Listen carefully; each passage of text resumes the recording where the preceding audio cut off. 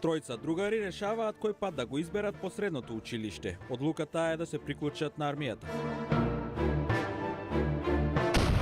Но борбата во Авганистан зеде данок од овие војници. Сега тие страдаат од психолошка траума. Продукцијата и актерскиот дел во филмот е од војници.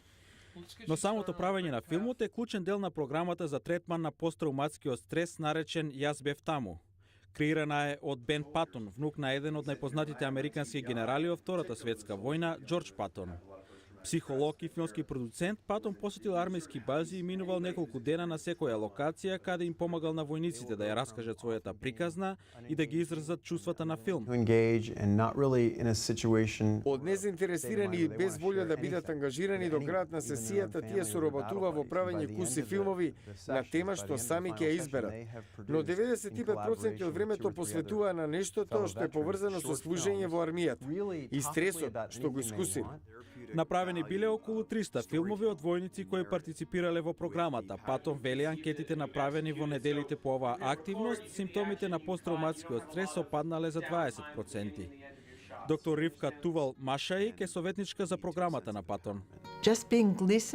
Само можноста да бидат сослушани без да им се нуди брзо решение е навистина ефикасно во градењето самодоверба.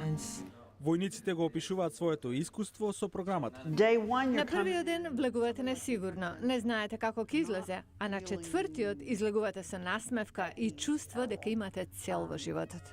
Армискиот наредник од прва класа Гари Санц ги напишал и играл во неговиот филм Издигање на крстопатите. Само можноста да бидат сослушани без да им се нуди брзо решение е навистина ефикасно градење самодоверба. Учесници како неговата сопруга Клаудија биле охрабрени да учествуваат. Патон вели ова искуство на соработка е израз на помагање на ветераните и нивните семејства да се опорават од проблемите што ги креира посттрауматскиот стрес.